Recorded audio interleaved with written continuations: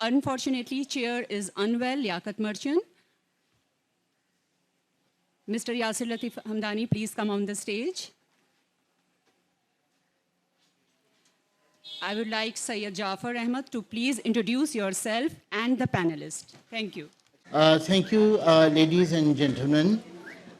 We are here to discuss this book on Quaid-e-Azam Muhammad Ali Jinnah. It is named Jinnah A Life by Yasser Latif Hamdani, who is sitting next to me. It's a coincidence, and perhaps also the importance of this book, that we are holding the second session on this book. Last year as well in the other festival we discussed this book, but that was more of an interview of Yasser Saab. I was asking questions from him and he was responding to them. This time round we have a scholar with us, Dr. Muhammad Ali Sheikh Saab, who has been Vice Chancellor of 2 universities, who is an author, has written about history of Pakistan, about our national leaders also. So we will be discussing this book. There are a couple of questions which I'll be putting to Hamdani Saab. But before that, I will ask Dr. Muhammad Ali Sheikh to tell us the importance of this book in the context of what type of literature has been produced about Quaid-e-Azam. There have been a number of biographies of Quaid-e-Azam, there have been political studies of Quaid-e-Azam, then there have been histories of the partition of India, where Quaid-e-Azam emerges as a pivotal figure of the high politics of India, which culminated in the partition of India. So in the beginning, I'd like to ask Sheikh Saab to tell us about what type of literature has been produced so far about the Quaid-e-Azam. बहुत शुक्रिया doctor साहब. मुझे अगर आप literature के हवाले से पूछते हैं, जिन्नाह के हवाले से, तो आप इनको 3 ब्रॉड कैटेगरीज में डिवाइड कर सकते हैं. एक वो लिटरेचर है जिन्नाह साहब पे जो कि पाकिस्तान में प्रोड्यूस हुआ है, पब्लिश हुआ है, एक जो इंडिया में हुआ है, और एक जो कि आप कह सकते हैं यूरोप में, अमेरिका में, या जो हमारे इंटरनेशनल स्कॉलर्स हैं उनकी तरफ से प्रोड्यूस हुआ है. तो इन तीनों कैटेगरीज में आपको एक सेट ऑफ कैरेक्टरिस्टिक्स नज़र आता है. मसलन अगर आप पाकिस्तानी स्कॉलर्स को पढ़ेंगे तो वहाँ पर ज़्यादातर जिन्नाह साहब की जो पिक्चर है वो एक देवता की तरह से पेश की जाती है, जो न कभी कोई गलत काम कर सकता था, न गुनाह कर सकता था. अगर आप इंडिया के स्कॉलर्स को देखेंगे, अब थोड़ी सी तब्दीली आई है, लेकिन वहाँ पर उसको विलन बना के ज़्यादातर पेश किया जाता रहा है. और जो हमारे इंटरनेशनल स्कॉलर्स हैं उनका अगर आप देखें तो वो दोनों उसमें शेड्स आपको मिलते हैं. 3 किताबें अगर मैं इन तीनों कैटेगरीज की बयान करना चाहूँ तो मेरा ख्याल है कि अगर हम पाकिस्तान की बात करते हैं तो इब्तदा तो मेरे फौरी तौर पे जो जहन में आती है वो फातिमा जिन्नाह की किताब है माय ब्रदर, जो उन्होंने जिन्नाह साहब के हवाले से लिखी. उसके बाद फिर आप देखें कि जिन्नाह एंथोलॉजी, जिसमें शरीफुल मुजाहिद साहब थे और लियाकत मर्चेंट साहब, इन्होंने बड़ी काविशों के साथ ये किताब दी. इसके अलावा बहुत सारी प्लेन मिस्टर जिन्नाह का हम जिक्र कर सकते हैं. अच्छा, इंडिया में अभी जो रिसेंट मोस्ट है वो तो शीला रेड्डी की है, जो कि मिस्टर एंड मिसेस जिन्नाह पे उन्होंने लिखी है. फिर अरजीत जावेद की है, जिसमें नेशनलिस्ट और सेक्युलर जो जिन्नाह साहब का कैरेक्टर है उसको हाईलाइट किया गया है. जसवंत सिंह की किताब बड़ी इम्पॉर्टेंट है. अच्छा, पाकिस्तानीज़ में इश्तियाक अहमद की एक बहुत मतलब ضخیم کتاب مسٹر جناح کے نام سے وہ بھی آئی ہے.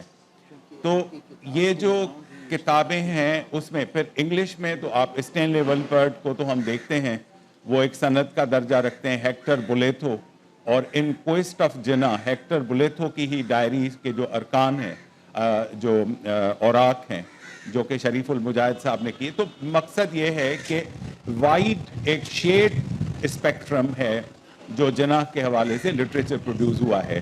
اس کانٹیکسٹ میں حمدانی صاحب کی ایک بہت ویلکم ایڈیشن ہے کہ اس میں انہوں نے جناح صاحب کے زندگی کے جو مختلف پہلو تھے, جو ایسپیکٹس ہیں, ان سب کو تقریباً ایک جگہ یکجا کر کے ایک کمپریہنسو پکچر پیش کرنے کی کوشش کی ہے. تو میں سمجھتا ہوں کہ it's a very welcome addition. Thank you Sheikh sahab. Hamdani صاحب کی کتاب جو ہے جناح لائف, اس کے اوپر ہم بات کریں گے. ایک چیز جو جناح صاحب میں اور حمدانی صاحب میں کامن ہے وہ یہ کہ دونوں وکیل تھے.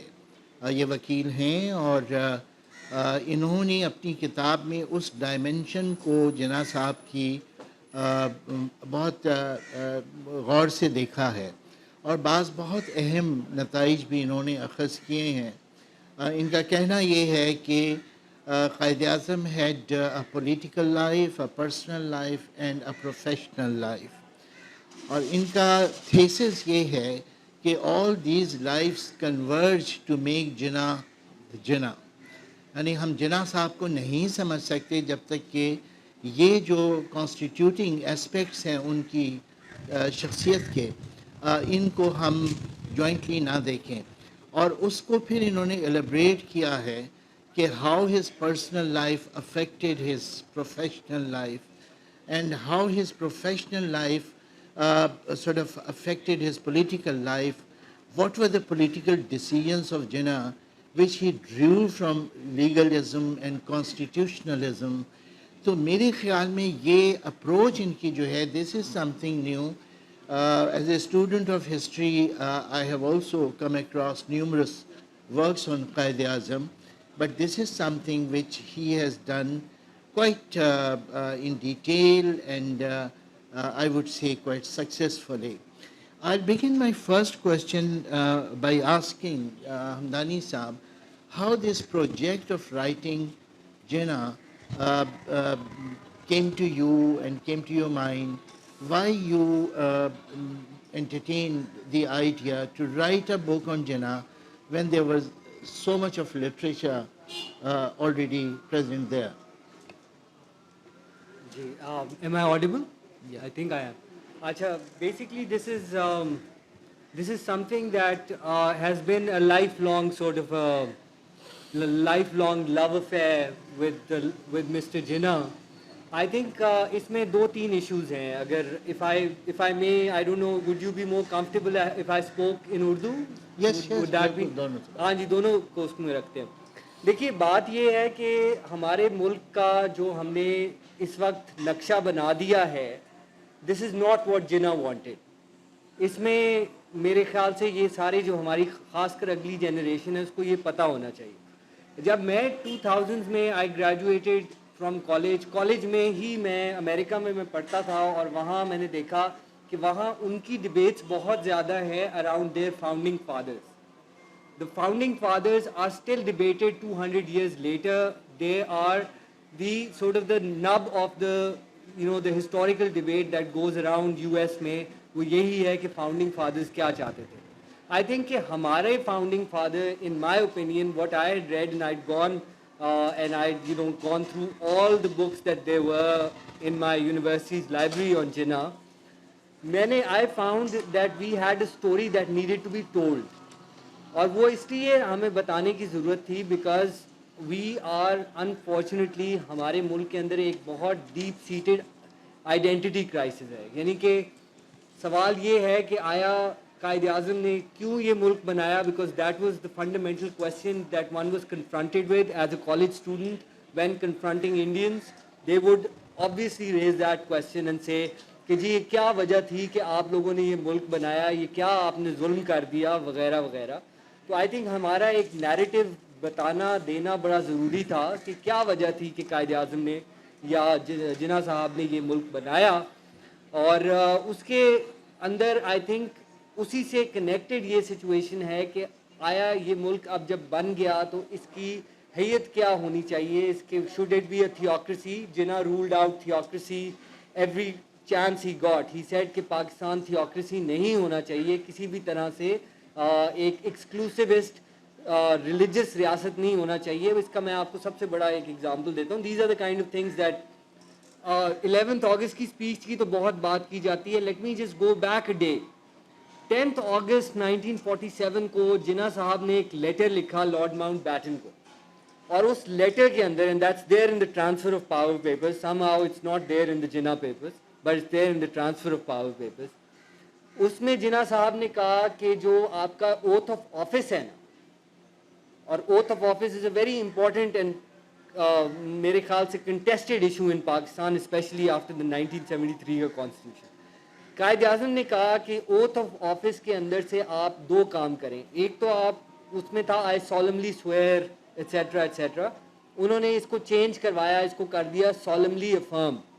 اب اس کی جو سیلینس ہے وہ میں آپ کو ذرا بتا دوں کہ سالملی سویئر جو ہے وہ ایک ریلیجس اوتھ ہوتا ہے.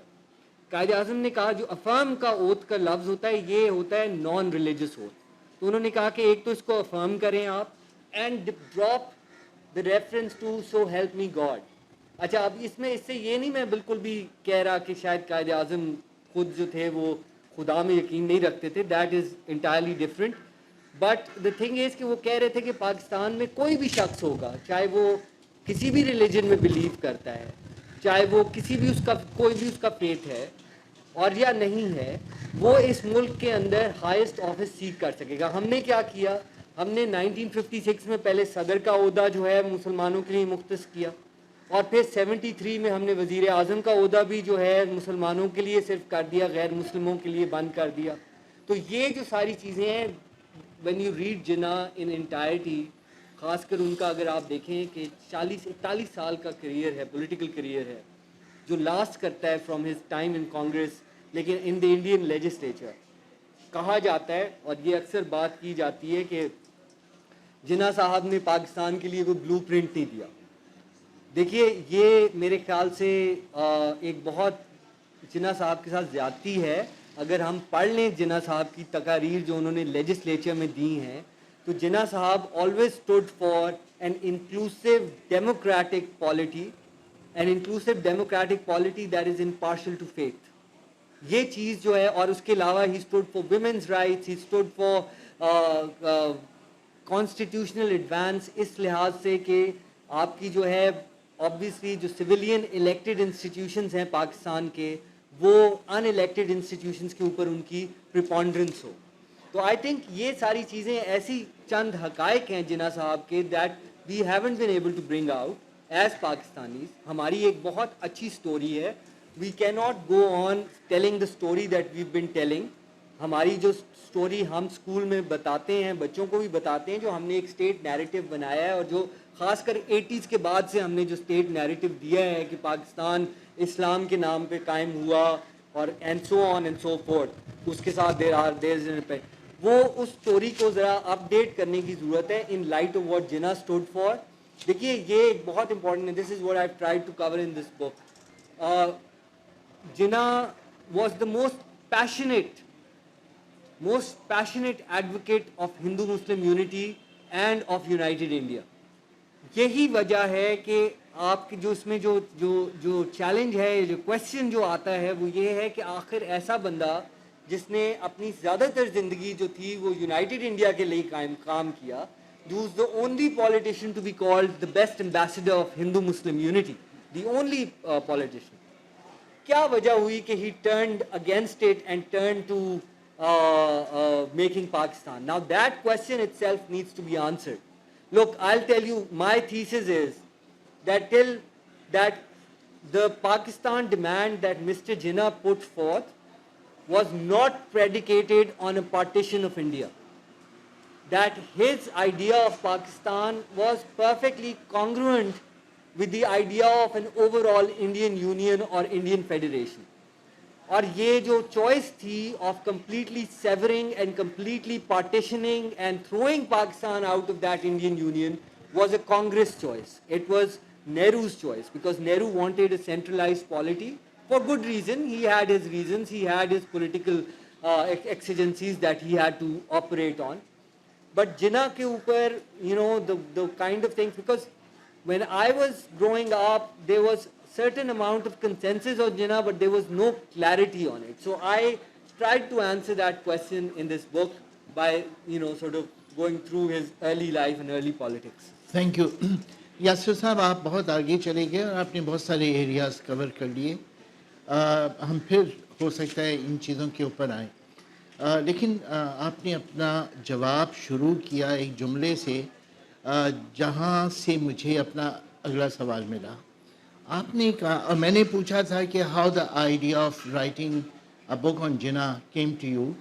آپ نے کہا کہ you were in love with there was a love affair of yours with Quaid Azam. میرے ذہن میں سوال آتا ہے کہ اگر ایک ہسٹورین لو افیئر سے اپنے سبجیکٹ کے اوپر لکھنا شروع کرتا ہے تو کتنا آبجیکٹیو ہو سکے گا. This is the question I had raised when I read the biography of Ayub Khodo written by Hamida Khodo. This is the question I raised when Khabar Saab wrote about Iskandar Mirza. کہ جب آپ اپنے subject کے ساتھ in the beginning of your research you fall in love with it, then how will you remain objective? دیکھیے, I think this is a very good question. I see your point. The fact of the matter is that you can't, unless you, so there has to be a certain, I've been asked by people to write biographies of other historical figures. But unless there is a certain amount of resonance of that person, I don't think you can, at least I couldn't write a biography. But the requirement of that sort of, the fact that I use that term love affair, I think Jinnah ki holistic jo ek picture thi, that was very important. And I have tried at least to be completely unbiased and balanced in sort of approaching him, but I don't think I would have written a biography on Jinnah had I not been personally at some level been inspired by him. And I should add, of course, that aapne kaha ki Jinnah sahab bhi wakeel hain. I actually became a lawyer because of Jinnah. You know, that was my inspiration. Good. اچھا، یہ جو میں نے شروع میں mention بھی کیا تھا کہ you try to bring 3 dimensions of Jinnah and try to converge them to construct your view of Jinnah. یہ آئیڈیا کیا ہے؟ اس کو تھوڑا ایلیبریٹ کریں گے آپ؟ Jinnah's political life, personal life, professional life. دیکھیے, اس میں I think کہ all 3 are interconnected in the sense کہ had Jinnah not been a great lawyer, he would not have taken up the case politics میں, not just of Muslims, but early on when he took on, there was this idea, he wanted to clothe himself in representative authority. That itself comes from the idea of wakalatnama in law. دیکھیے, ہر وکیل کا ایک وکالتنامہ ہوتا ہے. Jinnah Sahab was looking for that wakalatnama. And I think that comes from, so I saw many of the arguments that Jinnah took throughout his career were very legalistic. دیکھیے, ultimately Gandhi اور جناح کے درمیان جو ڈفرینس ہے وہ یہ ہے کہ Gandhi perhaps wanted a more human connection between various communities. Jinnah wanted a cut and dry contractual relationship that would ensure rights of every community, especially between Hindus and Muslims, and that would resolve the picture. So his entire approach to politics was legalistic, for better or for worse. That was what he was. So I think legally to ye hai. But in terms of the effect that there was of his personal life, I feel very strongly, and this is what we talked about last time as well, the influence of especially the women closest to him. I think the influence that Rati Jinnah, his wife, had, and then Fatima Jinnah had, has been underplayed to a certain extent. اس پہ ہم سوال اور بھی کرتے ہیں آپ سے. This is your thesis that 3 women, perhaps Jinnah's mother, his wife Rati and sister Fatima Jinnah had great influence on his political life. شیخ صاحب کا ایک آرٹیکل چھپا جو میں نکال کے بھی لایا اور انہوں نے تھوڑا سا اس کو ڈفرینٹ وے میں دیکھا ہے. ہی says that 7 women influenced Jinnah's political life. آپ تھوڑا سا ایکسپلین کریں گے؟ میں سمجھتا ہوں کہ مختلف رول ہیں کسی بھی مرد کی زندگی میں جو عورت کے ہوتے ہیں, اور اس میں جناح صاحب کی زندگی میں میرا ڈان میں آرٹیکل تھا 7 women جنہوں نے اس کو انفلوئنس کیا. ابتدا تو ان کی والدہ مٹھی بائی سے ہوتی ہے جنہوں نے اصل میں ان کے ذہن میں یہ ایک پیدا کیا خیال گریٹنس کا. آپ اگر مائی بردر پڑھیں فاطمہ جناح کی, اس میں بڑی تفصیل سے دیا ہوا ہے کہ 7 بہن بھائی تھے. جناح 4 بہنیں تھیں ان کی اور 3 بھائی تھے, محمد علی, احمد علی اور بندے علی. ان 7 ہی بچوں میں ان کی جو والدہ کا پیار تھا وہ محمد علی جناح کے ساتھ تھا, اور جب وہ لندن رخصت ہو رہے تھے وہ تیار نہیں ہو رہی تھی کہ وہ لندن چلے جائیں, لیکن بہرحال تو ایک تو والدہ کا بہت بڑا انفلوئنس ہے. پھر ان کی ایک پھپھی تھی, ایک ہی پھپھی تھی, جو کہ جناح صاحب کے جو والد تھے ان کی بہت ہی پیاری بہن تھی, وہ ان کے ہاں آتی تھی. ان کی شادی بمبے میں ہوئی تھی. تو جناح جب ابھی سندھ مدرسہ میں داخل ہوا تھا 3 مہینے کے بعد ہی ان کی پھپھی ان کو لے کے بمبے چلی گئیں. تو جناح کو جو ایک الٹرا ماڈرن یا جو اربن انوائرمنٹ ملا وہ ان کی پھپھی کی مینٹورشپ کے تحت ملا. انہوں نے ہی ان کو وہاں پر بمبے کے اسکول میں داخل کیا, اور جناح صاحب ساری زندگی آخری دم تک ان کو نہیں بھولے. فاطمہ جناح نے اس کی تفصیل بتائی ہے کہ وہ جنوں کی کہانیاں ان کو ہزاروں یاد ہوتی تھی, اور وہ ہمیں خیالوں ہی خیالوں میں پرستان لے کے جاتی تھی جہاں جن ہوتے تھے, پریاں ہوتی تھیں. اور جناح بہت زیادہ اٹیچ تھے اپنی پھپھی کے ساتھ کہ اپنی والدہ اور والد کو بھی چھوڑ کے وہ چلے گئے. ایک ان کا انفلوئنس ہے. پھر تیسرا جو بہت ہی انڈر اسٹیمیٹ کیا گیا ہے وہ جو ان کی پہلی اہلیہ تھی امی بائی. امی بائی کا انفلوئنس آپ اس طرح سے اندازہ لگائیں کہ فیب 1892 میں اس کی شادی ہوئی ہے امی بائی کے ساتھ. 10-11 مہینے یہ ایک شادی شدہ زندگی گزارتے ہیں, اور اس کے بعد پھر یہ چلے جاتے ہیں سال کے آخر میں انگلینڈ کے لیے روانہ ہو جاتے ہیں. جب یہ چلے جاتے ہیں تو اسی ان کے ایبسنس میں امی بائی کا انتقال ہو جاتا ہے, اور جب انتقال ہوتا ہے تو اس کا اتنا ڈیپ ایموشنل امپیکٹ جناح پہ پڑتا ہے کہ آپ جناح کی زندگی دیکھیں کہ لندن کا سارا عرصہ, اس کے بعد یہاں آتے ہیں, بمبے میں بہت بڑے وکیل بنتے ہیں. 25 سال تک وہ جیسے ایموشنلی فروزن مین آپ ان کو کہہ سکتے ہیں کہ ان کی زندگی میں شادی تو کوئی اور نہیں ہوئی, لیکن اس کے ساتھ کوئی عورت ویسے اس رول میں کبھی ان کی زندگی میں نہیں آئی جب تک کہ رتی نہیں آتی. تو امی بائی کا اپنا ایک انفلوئنس ہے جو کہ میں سمجھتا ہوں کہ بڑا آج دن تک اسٹڈی نہیں کیا گیا ہے. اس کے بعد پھر رتی کی بات آتی ہے. رتی کے حوالے سے اگین میں سمجھتا ہوں کہ وہ جناح صاحب کی بہت بڑی غلطی تھی رتی کے ساتھ شادی کرنا, اور اس کا انہوں نے اظہار بھی کیا ہے. اگر ہیکٹر بلیتھو ان کوئسٹ آف جناح میں آپ پڑھیں تو اس نے کہا ہے کہ رتی واز اے چائلڈ, اس کے جناح کے الفاظ میں کوٹ کر رہا ہوں, and it was my big mistake to marry her. اور وہ جو ایک ڈفرنس تھا ایج کا, ریلیجن کا, براٹ اپ کا, جو کہ وقتی طور پر وہ ختم ہو گیا تھا, لو جو پیشن تھا ایک دوسرے کے ساتھ, لیکن ریئلٹیز جب سامنے آئیں تو چند سال کے بعد بہرحال ان کے حالات ایک دوسرے کے ساتھ جو ریلیشنز تھے وہ کشیدہ ہو گئے. لیکن اس نے بھی بڑا ڈیپ امپیکٹ جناح پہ چھوڑا کہ یہ اس کی دوسری شادی تھی, ایک دوسری عورت اس کی زندگی میں آئی, اور وہ بھی ایک وقت تک ان کے ساتھ نہیں چل سکی. اس کے بعد پھر ان کی بہن ہے فاطمہ جناح, اس کا بہت رول, میں اس پہ زیادہ کمنٹ نہیں کروں گا, سارے لوگ جانتے ہیں.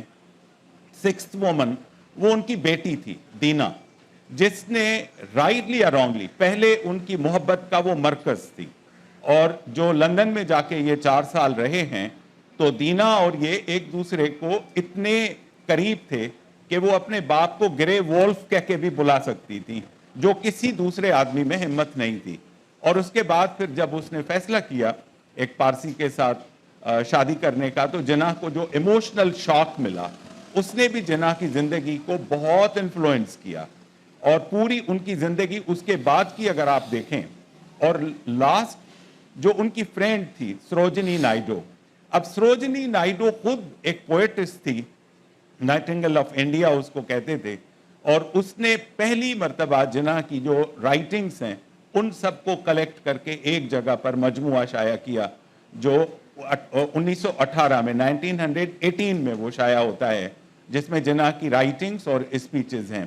اور سروجنی نائیڈو نے اس میں جو فرسٹ بایوگرافیکل اکاؤنٹ جناح کا دیا ہے, جس میں اس نے ظاہر کیا ہے کہ یہ جو سامنے اس قدر, ابھی اس کی رتی کے ساتھ شادی نہیں ہوئی تھی جناح کی, کہ یہ جو اتنا فروزن آدمی آپ کو نظر آتا ہے ایموشنلی, یہ اندر سے کتنا وارم ہے, اور اس کے لیے آپ کو کیا کیا نہیں کرنا پڑتا. تو میں سمجھتا ہوں کہ 7 عورتیں تھیں اور انہوں نے اپنے اپنے انداز میں جناح کی زندگی کو انفلوئنس کیا. Thank you very much. اچھا, اب اسی میں ایک اور سوال ذہن میں آتا ہے کہ یاسر صاحب نے اپنی کتاب میں رتی جناح کو ایک اس طرح سے بھی ڈسکس کیا, کیونکہ ان کا تھیسس ہی یہ ہے کہ جو پرسنل لائف ہے اس نے جناح کی پالیٹکس کو ڈائریکٹلی انفلوئنس کیا. رتی کے حوالے سے یہ کہتے ہیں کہ جناح صاحب کا جو انڈین نیشنلسٹ اسٹانس تھا, it had to do something with his relationship with Ruttie Jinnah. اور رتی جو ہے وہ ایک زیادہ وائڈر انڈین لیول کے اوپر چیزوں کو سوچتی تھی, اور وہی جناح کا بھی پرسیپشن تھا. اور شاید یہ کوئی انسیڈنس ہے کہ 28-29 میں جب رتی کی ڈیتھ ہو جاتی ہے, تو اس کے بعد کے جو فیزز ہیں 1930s ہیں, وہیں سے وہ 2 نیشن تھیوری کا بھی زیادہ ایمفیسس شروع ہوتا ہے, اور مسلم سیپریٹزم بالآخر پارٹیشن پہ جاتا ہے. تو اس کے بارے میں آپ کچھ کہیں گے؟ سر, میں نے اس پہ بھی میرا ایک آرٹیکل ڈان میں ہی چھپا تھا, رتی ایز فکشن. اصل میں ہم فکشنلائز بہت کرتے ہیں چیزوں کو. رتی کے حوالے سے بھی بہت ساری چیزیں ہیں. دیکھیں, عملی طور پر اگر آپ دیکھیں 1918 میں ان کی شادی ہوتی ہے, اور 1929 میں رتی کی وفات ہو جاتی ہے. اچھا, آخری 3 یا جو 4 سال ہیں یہ آپ سمجھیں کہ اسٹرینڈ ریلیشنز ہیں, سیپریشنز ہو گئی ہیں. وہ کبھی پیرس چلی جاتی ہیں, کبھی واپس بھی آتی ہیں, تو تاج محل ہوٹل میں الگ رہتی ہیں, گھر میں نہیں رہتی. تو وہ ایک پیریڈ ہے. اس پیریڈ کو اگر آپ نکال دیں تو باقی جو ان کی میرڈ لائف گزری ہے وہ 5-6 سال کی ہے. اب اس 5-6 سال کی لائف میں ان کے جھگڑے کتنے ہوتے ہیں. شیلا ریڈی کی بھی کتاب آپ اگر دیکھیے کہ اس میں اسٹرینڈ ریلیشنز تو ان کے بہت جلد ہی شروع ہو گئے تھے نا. اچھا, اس وقت تک ابھی علامہ اقبال نے بھی پاکستان کا آئیڈیا پیش نہیں کیا تھا جب تک کہ رتی زندہ تھی. اس کے بعد یہ آئیڈیا فروغ آیا ہے. تو اس میں ہم اگر یہ سمجھیں کہ رتی کی انفلوئنس کی وجہ سے جناح پاکستان کی طرف راغب ہوئے, تو میرا خیال ہے کہ that would be a little far fetched idea. ایسا نہیں تھا. جناح کی ایوولوشن تھی. جناح بیسیکلی ہندو مسلم یونٹی کے علم بردار تھے, اور اسی سمت میں وہ آگے بڑھ رہے تھے. لیکن ادھر جو کانگریس کی طرف سے اور جو ہندو نیشنلسٹ موومنٹ شروع ہو گئیں, جن کا مقصد یہ تھا کہ باقی جو نان ہندوز ہیں ان کو بھی دوبارہ سے ہندو بنایا جائے, تو اس کی وجہ سے جناح اس نتیجے پہ پہنچے کہ اس طرح سے وہ جو ان کا خواب تھا یونائٹڈ انڈیا کا, وہ غالباً اس حد تک ہم نہیں کر پائیں گے. وہ ایوولوشن کے مراحل ہیں. 40 کے بعد جا کے جناح پاکستان کے حوالے سے سیریس ہوتے ہیں. تو I have a little disagreement on that point. Yasser sir, do you have to say anything? G of course. نہیں, I think if I would put it somewhat less starkly than what Jaffar صاحب has said. میں یہ نہیں بالکل بھی کہہ رہا کہ رتی جناح was the reason why he was an Indian nationalist. میرے خیال سے وہاں ڈیفینیٹلی بہت زیادہ ان کی آپس میں جو ایک رتی was sort of taken by Jinnah because he was taken in by his personality because of his Indian nationalist values. ये तो रति का बड़ा clear था. I feel very strongly that had Rati not died, I think, or had Rati lived on, had that marriage survived, Jinnah might not have gone down the Pakistan route. I think that is the influence that I talk about in the book as well. Thank you. इस किताब में आपने एक और बात भी ये लिखी कि जिन्नाह और गांधी का जो चाइल्डहुड है उसने उनके बाद के पॉलिटिकल करियर पे काफ़ी असर डाला. इसको थोड़ा आप एलाबरेट करेंगे? हाँ जी, नहीं, आई थिंक देखिए, I think Jinnah and Gandhi had so much in common if you think about it.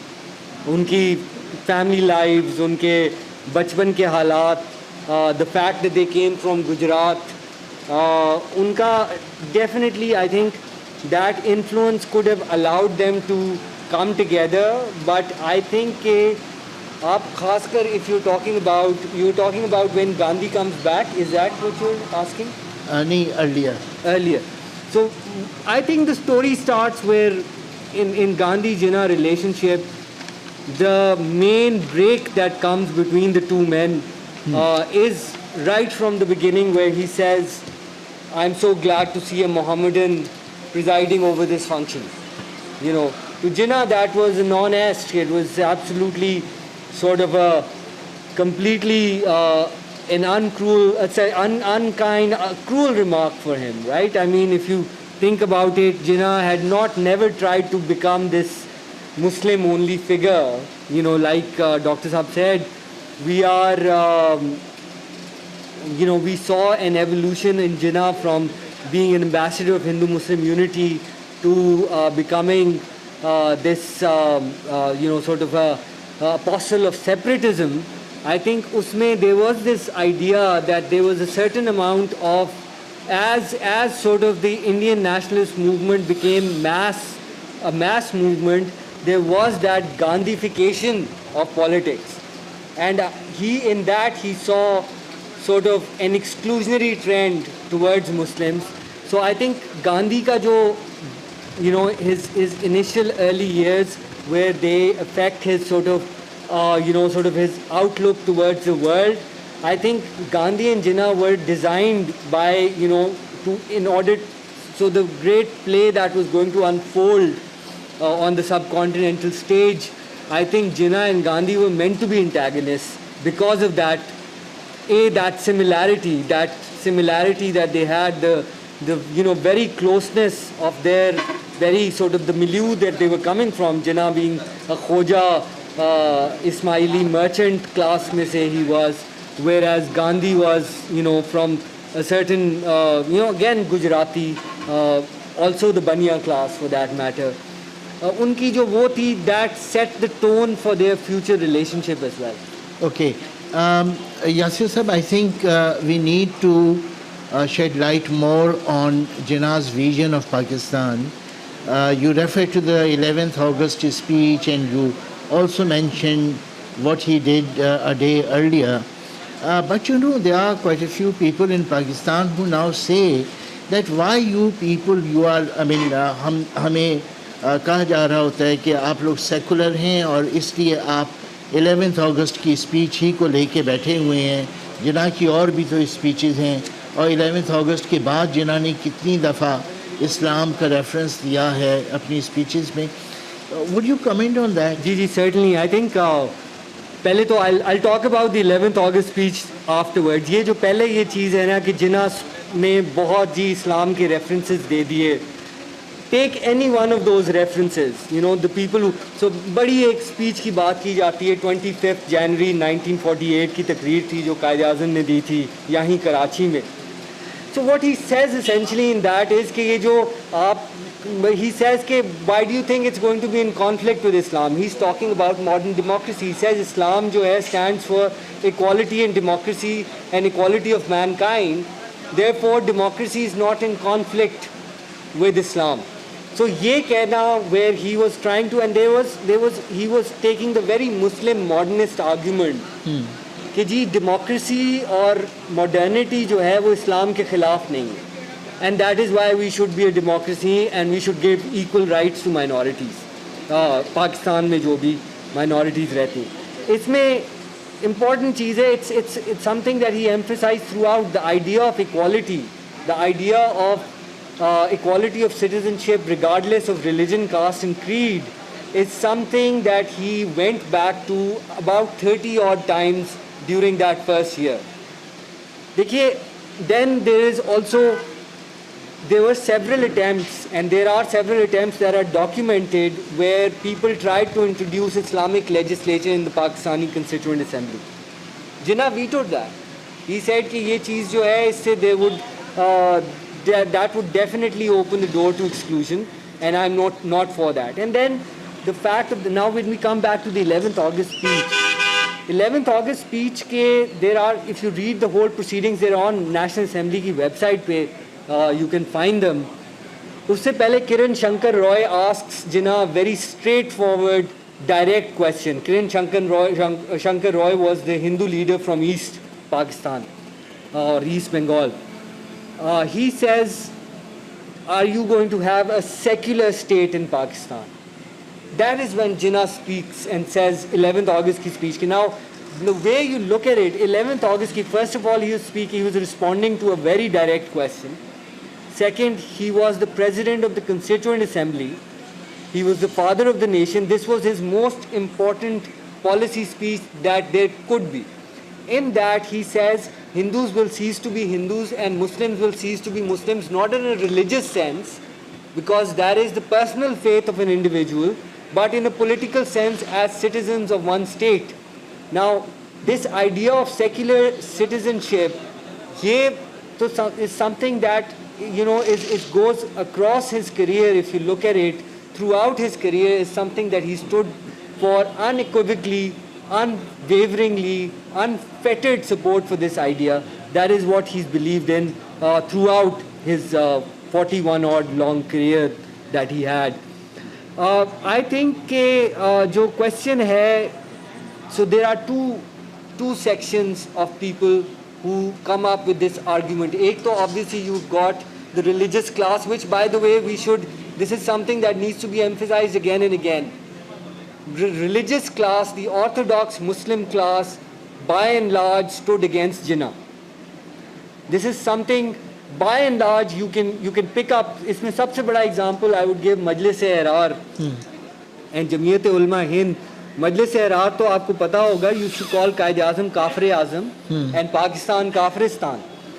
So the fact of the matter is, उसमें Jamaat-e-Islami का role भी आपके सामने है. Jamaat-e-Islami was opposed to the creation of Pakistan. Jamiyat-e-Ulama Hind was opposed to the creation of Pakistan. Majlis-e-Ihrar was opposed to the creation of Pakistan. Many of them were allied to the Congress party.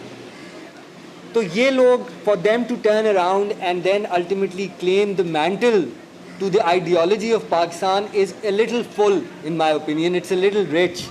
When you talk about the other section, the second section is, of course, there are certain people in Pakistan who get naturally very upset. This is obviously a section of within our sort of ultra liberals, which I consider myself part of. But the fact is that there is a section which gets really upset with Jinnah's use of the word Islam later on. So, as a politician, could Jinnah have escaped this idea? Could he have not referred to Islam while making an appeal for his idea of an inclusive, democratic, pluralistic state that he wanted? He had to appeal to. He had to say. बिल्कुल सही, quite understandable, because जो पूरी tradition of modernist इस्लाम हमारे यहाँ चली आ रही थी, उसमें इस्लामिक जो प्रिंसिपल्स हैं उनको और जो मॉडर्न इंस्टीट्यूशंस हैं उनके कन्वर्जेंस की बात इकबाल के यहाँ बहुत फोर्सफुली आई और जिन्नाह के यहाँ बहुत फोर्सफुली आई. इकबाल ने तो अपने लेक्चर्स में यहाँ तक लिखा कि तुर्की में जो जनरल उनकी असेंबली कर रही है, that is the instrument of इज्तिहाद in modern day, कि पार्लियामेंट के ज़रिए से हम इज्तिहाद कर सकते हैं, which is a very modern liberal stand. More over, I mean Jinnah साहब का सेकुलरिज्म के हवाले से اگر کوئی بہت کھلا بیان نہیں ہے جس میں انہوں نے سیکولرزم کا ذکر کیا ہو، لیکن یہ بات ہمارے ذہنوں میں رہنی چاہیے کہ 1938 میں جب مصطفیٰ کمال اتا ترک کی وفات ہوئی، اور مصطفیٰ Kemal Ataturk was known for his secularism, تو جناح صاحب کا اسٹیٹمنٹ ہے، تعزیتی بیان، کہ آج مسلم دنیا نے 20ویں صدی کا اپنا سب سے بڑا لیڈر کھو دیا. اور جناح صاحب نے مسلم لیگ کے سارے یونٹ سے کہا کہ یوم اتا ترک منایا جائے، اور وہ یوم اتا ترک مسلم لیگ کے یونٹس نے سارے صوبوں اور ڈسٹرکٹس میں منایا. تو یہ بالکل طے شدہ بات ہے کہ جناح صاحب کی اپروچ کیا تھی، اور ان کے بعد کس طرح سے وہ لوگ جنہوں نے پاکستان کی مخالفت کی تھی وہ پاکستان کے چیمپئن بنے. آپ نے احرار کا ذکر کیا، آپ نے جماعت اسلامی کا ذکر کیا، اور جمعیت علماء ہند کا ذکر کیا. جمعیت علماء ہند کا ایک سیکشن تھا جس نے مسلم لیگ کا ساتھ دیا. Shabbir Ahmad Usmani was one of them. لیکن خود شبیر احمد عثمانی کی اپروچ کیا تھی وہ بڑی انٹرسٹنگ ہے. شبیر احمد عثمانی نے یہ کہا، جب ان کے حلقے میں ان سے پوچھا گیا کہ آپ پاکستان کی اور جناح کی حمایت کیوں کر رہے ہیں، تو انہوں نے کہا کہ دیکھیے ہمیں سے اس وقت کوئی غرض نہیں ہے کہ جناح کون ہے. اس وقت ہم یہ دیکھ رہے ہیں کہ جناح کس طرف جا رہے ہیں. اور ہم لوگ جب حج کرنے جاتے ہیں اور ہم بمبئی سے یا کراچی سے بحری جہاز میں بیٹھ کے حجاز کی طرف جاتے ہیں تو ہم یہ نہیں دیکھتے کہ ہمارے جہاز کو چلانے والا کرسچن ہے، یہودی ہے یا مسلمان ہے. تو ابھی یہ نہ دیکھو کہ پاکستان کی طرف جو جہاز جا رہا ہے اس کو کون چلا رہا ہے. جب پاکستان بن جائے گا تو جیسے حجاز پہنچنے کے بعد پھر ہم اپنا سفر شروع کرتے ہیں، پاکستان بننے کے بعد ہم اپنا سفر شروع کریں گے. تو جمعیت علماء ہند کا وہ حصہ جو پاکستان اور جناح صاحب کے ساتھ تھا، ان کے بھی ذہن میں جناح صاحب کا کام صرف یہ تھا کہ وہ اس جہاز کو پہنچا دیں پاکستان تک، آگے کا سفر تو انہوں نے کروانا تھا. But any way I am told کہ کچھ کوشچن آنسر ہم کریں گے، تو آئی اوپن دا فلور، اور میں چاہوں گا کہ آپ لوگ سوال کریں. اور بہت ہی اچھا ہو اگر جو بچے یہاں پہ بیٹھے ہوئے ہیں، جو اسٹوڈنٹس بیٹھے ہوئے ہیں، ان کی طرف سے سوال ہو تو بہت اچھا ہے، اور نہیں تو پھر it's open to everyone. میں ask a question Yasir to you. السلام علیکم یاسر، کیا حال چال ہے آپ کے؟ ٹھیک ٹھاک. How are you? Second time آپ آئے کراچی میں، بہت شکریہ آپ کا آنے کا، اور سوری فار دا ڈسٹربنس جو ہو رہی ہے یہاں کی. تو اچھا، میرا سوال یہ تھا کہ آپ کیونکہ آپ کا کافی زیادہ ریسرچ ہے اس موضوع کے اوپر، تو آپ نے ریگارڈنگ ڈاکٹر اشتاق احمد کی بھی کتاب پڑھی ہوگی یقیناً. تو آپ کا میں ایک کمنٹ دیکھ رہا تھا کہ ریگارڈنگ ڈاکٹر اشتاق احمد کہ انہوں نے ہاگ واش کیا ہے فیکٹس کو. تو تھوڑا سا اگر آپ اس کو بتا سکیں کہ کیا ہے اس کے حوالے سے ان کے کیا کانٹرڈکشن ہے. ٹھیک، تھینک یو ویری مچ. میں نے بھی شروع میں ان سے کہا تھا کہ I would like to have your opinion about his thesis. جی آئی تھنک بڑا ضروری ہے، بیکاز یہ کویشچن جو ہے، دیکھیے میرے خیال سے اب میں اپنا بالکل honest view, I am a very straight person, I would give you the view جو میرا ہے. اشتیاق احمد صاحب کی کتاب کوئی بایوگرافی بھی نہیں ہے، نہ کوئی میرے خیال سے ایک آنیسٹ اٹیمپٹ ہے. It is a dishonest mala fide attempt at writing a book. And I think کہ اس میں I just tell you very clearly کہ if you look at his book, اس میں پہلی تو آپ دیکھیں گے کہ انہوں نے اپنے آرٹیکلز ریفرنس کیے ہوئے ہیں، but you have to go back behind the وہ. There is a certain amount of, ایک تو مس ریڈنگ کو I will come in a minute, but when you look at his own background, آپ دیکھیے ایک جگہ پہ وہ کہتے ہیں اس بک کے اندر کہ مجلس احرار کو وہ ٹرانسلیٹ کرتے ہیں، and this is you will find very interesting as well. Majlis Ahrar کو کرتے ہیں لبرل پیپلز پارٹی، یہ ٹرانسلیٹ کر رہے ہیں مجلس احرار اسلام کو. وہ کیوں، وجہ کیا تھی؟ کیونکہ اشتیاق صاحب کے والد صاحب جو تھے وہ مجلس احرار کے سرکردہ مجاہد اول تھے، اور مجاہد اول ہوتے ہوئے ان کے اس کے علاوہ ان کو جو تھا خاص کر جو لگاؤ تھا وہ گاندھی نہرو سے بھی تھا. اور اس کے علاوہ آپ اگر مجلس ان کی جو کتاب دیکھیں جناح صاحب کی، اب آپ مجھے یہ بتائیے، آپ نے 800 یا 700 پیجز کی کتاب لکھی ہے جناح صاحب پہ، جس میں نہ آپ نے ان کی ارلی ہسٹری ڈسکس کی، نہ آپ نے وہ کیا. اس میں اچانک آپ یہ you will find as a سور تھم از دا فیکٹ کہ وہ درمیان میں احمدیوں پہ حملہ آور ہو جاتے ہیں اشتیاق احمد صاحب جو. اچھا وہ بھی ان کی وجہ یہی ہے کہ احمدی جناح کے ساتھ کیوں تھے, جناح احمدیوں کے ساتھ کیوں تھی. مجلس احرار کا ایک بڑا مسئلہ جو جناح کے ساتھ تھا, مجلس احرار والے جو تھے آپ کو پتہ ہے وہ کہتے تھے کہ احمدیوں کو آپ مسلم لیگ سے باہر نکالیں. یہ ایک لانگ سٹینڈنگ ڈیمانڈ تھی. جناح صاحب نے کہا تھا یہ نہیں ہو سکتا, I will never turn out someone who says he is a Muslim. یہ جناح صاحب کی بڑی clear.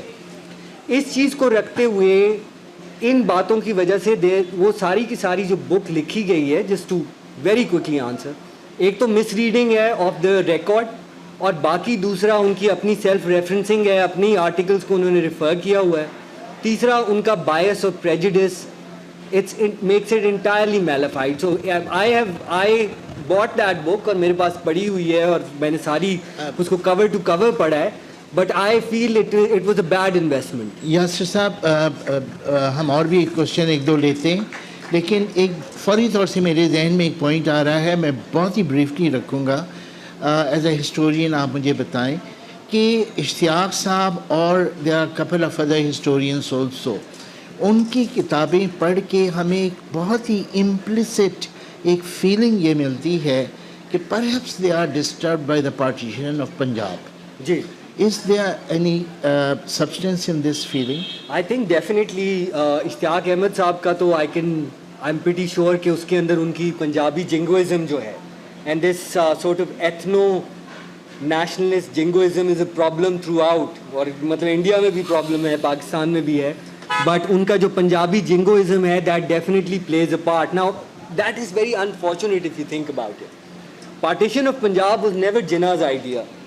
He resisted it till the very end. He kept saying کہ ایک پنجابی جو ہے, this is Jinnah on record, he says کہ ایک پنجابی جو ہے وہ پنجابی پہلے ہے, پھر ہے ہندو مسلمان یا سکھ. ٹھیک ہے, this is he is on record saying that. His whole idea was predicated on all of the Muslim majority constituent units becoming part of Pakistan. The idea to divide Punjab and Bengal came from the Congress party. It was the Congress that insisted on it. It is the Hindu Sikh legislators that voted for it. ان کے دو, آپ کو پتہ ہوگا کہ دو assemblies کے دو sessions ہوئے تھے, ایک ہندو اور مسلمانوں کا ہوا تھا, اور ایک ہندو اینڈ سکھس کا ہوا تھا, اور دوسرا مسلمانوں کا ہوا تھا. It was a Hindu Sikh convention that actually voted to partition Punjab. So یہ ان کا جو مسئلہ ہے وہ یہ ہے, but I think that is one of the things. اور آپ یہ دیکھیں گے کہ دیکھیے when I came back, جب یہ سارا سلسلہ تھا تو there was a certain amount of consensus that there was on Jinnah in this country. You know, I could sit down with a religious conservative as a secularist, and then we would have Jinnah as this impartial source, because he was the deep structure of our identity, in my opinion. More than anything else, it is Jinnah who is. There is a certain amount of effort which I feel is a very deliberate effort to undermine Jinnah in this country. And so a lot of what you see right now, attacks on him, wholly irrational at times, come from that push that is to cut down that important tree of our identity, which is Jinnah. Thank you. I'll take one more question. Is there? Yes, ma'am. جی, میں یہ جعفر صاحب آپ نے جو point raise کیا کہ کوئی آپ کو ایڈمریشن ہے یا آپ بہت متاثر ہیں کسی تاریخی شخصیت سے, تو اس پہ تحقیق جو ہے وہ کس طرح سے غیر جانبدار ہو سکتی ہے.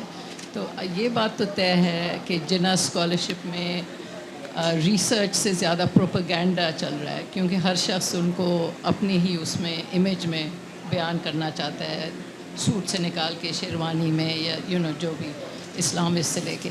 میں صرف یہ یاسر صاحب سے بھی پوچھنا چاہ رہی تھی کہ اس کانٹیکسٹ میں جو 11 اگست کی جو تقریر تھی, اس پہ ایک میرے خیال ہے کوئی 10 سال ہو گئے ہوں گے, ایک بڑا دلچسپ واقعہ تھا جس میں اوریہ مقبول جان جو ایک کالمسٹ تھے, سرکاری افسر بھی تھے, انہوں نے کہا تھا کہ یہ کوئی تقریر تھی ہی نہیں, اور اس کا ثبوت یہ ہے کہ کیونکہ وہ اس کا ذکر صرف ایک اخبار میں تھا اور اس اخبار کا نام تھا دا ہندو, لہٰذا وہ ایگزسٹ ہی نہیں کر سکتی. اور پھر انہوں نے شاید اس کو آرکائیو میں سے نکال کے یہ سامنے لے کے آئے. اس کے بارے میں تھوڑا سا کچھ کہہ سکتے ہیں؟ اور ایک بات اور میں کہنا چاہوں گی کہ وہ جو ایڈمریشن ہے جناح صاحب کے لیے جو بہت سارے ارلی ورکس میں آتا ہے، وہ مجھے اس کا اندازہ ہوا اپنی والد کی یادداشتیں پڑھ کے، کیونکہ اس میں وہ اسٹوڈنٹ موومنٹ کے ساتھ تھے دلی میں. تو I'm sorry, نہیں میں ایک جلدی سے کہہ دوں. نہیں میں نام پوچھنا چاہ رہا ہوں. ان کا ہے سعد راشد الخیر. اوکے. تو انہوں نے جو کہا تھا، انہوں نے کہا کہ ہمارے لیے یہ بالکل نئی چیز تھی، کیونکہ یہ لاجک سے بات کر رہے تھے، منطق سے، حقائق سے، اور اب تک ہمارا سامنا صرف مولویوں کا تھا جو جذبات سے اور کافروں کا ذکر کرتے رہتے تھے. تو اسٹوڈنٹس میں وہ یوں بڑے مقبول ہوئے اور بڑا ان کا ایک مطلب they were very devoted to Mr. Jinnah. Good. تو چلیے آپ جو پہلا سوال ہے اس کی جواب. جی بالکل. آئی تھنک کہ وہ جو تھا انہوں نے کلیم کیا تھا کہ تقریر تھی نہیں، کیونکہ دا ہندو میں آپ نے بالکل صحیح کہا، ڈان میں بھی چھپی تھی. That was one thing, but that is there in the national assembly record, and that national assembly record now is part of the national assembly web site.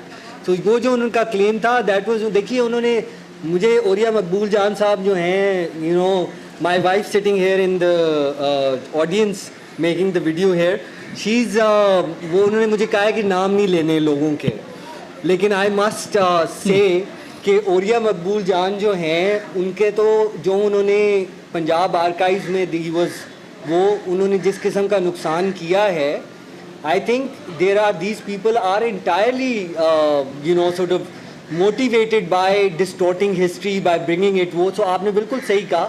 اب اگر اس طرح تو کل کو یہ بھی کہیں گے کہ جناح صاحب ایگزسٹ ہی نہیں کرتے تھے، مطلب الٹیمیٹلی تو یہ بھی ہو سکتا ہے اس میں. صحیح. دیکھیں بالکل صحیح. اور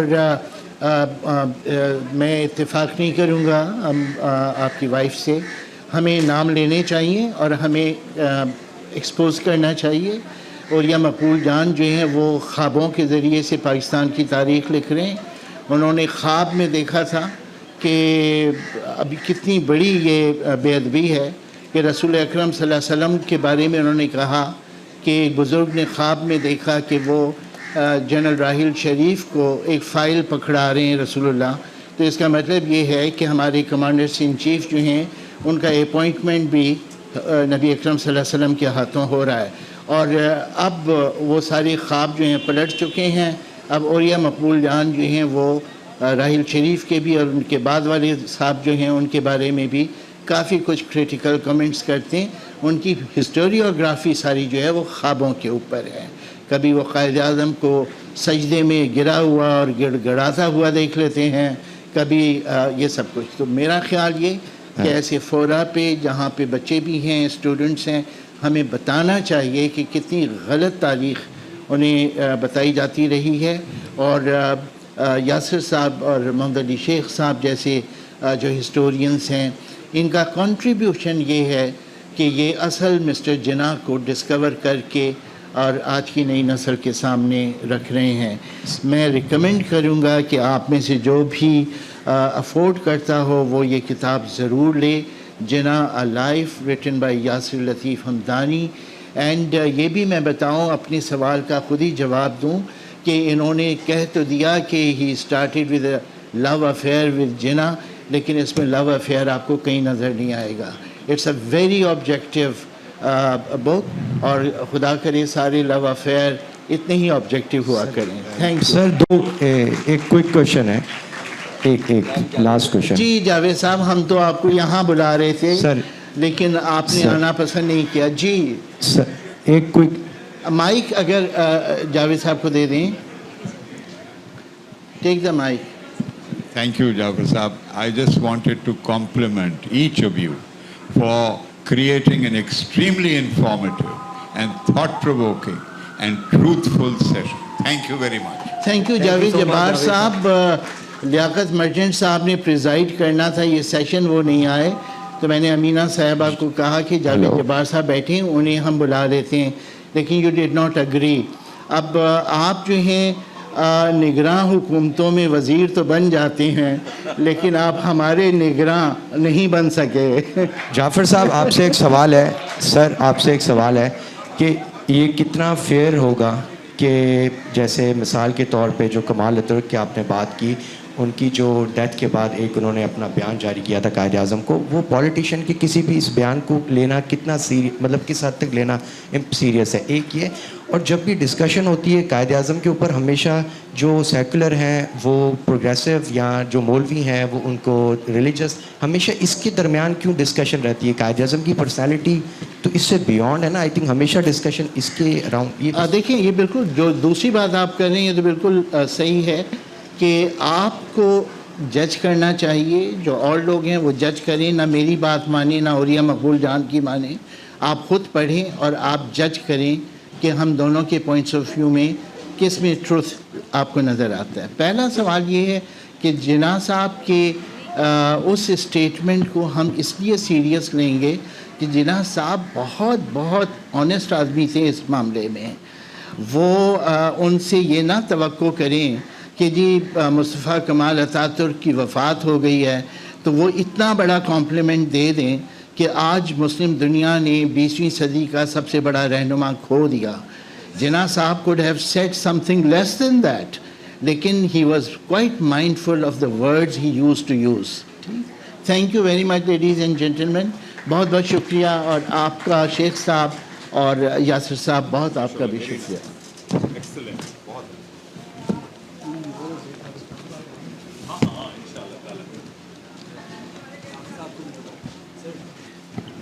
آپ کو بھی میرا we should do something like this in Islamabad. نہیں بالکل کریں، بالکل کریں اسلام آباد میں. اور آئی گو دیئر کوائٹ آفٹن. بلکہ وہاں پہ ایک شاید آپ جانتے ہوں، ایک دو لوگ ایسے ہیں جن سے آپ کے رابطے میں ہوں گے، اور میں انہیں پہلے بھی یہ سجیسٹ کر چکا ہوں.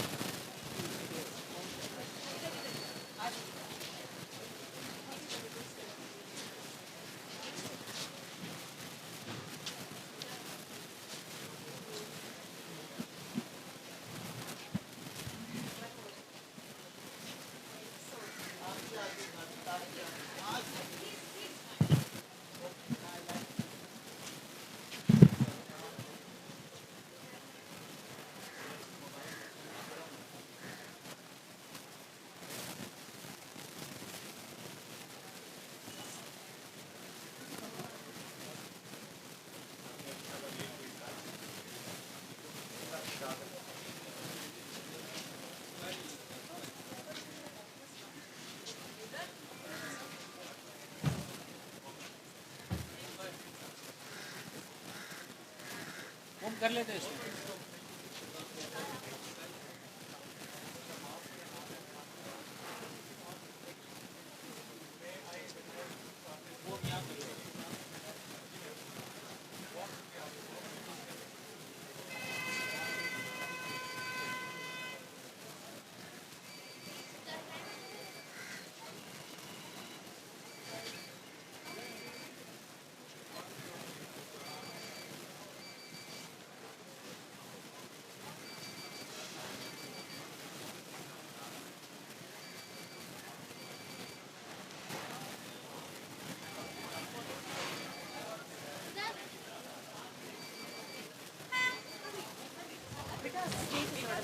جلدی سے اسٹیج پہ الاؤ نہیں ہے. 10 منٹس بعد ہمارا پروگرام. آپ یہاں سامنے بیٹھیے، جلدی سے آ جائے میرا بچہ، جلدی سے.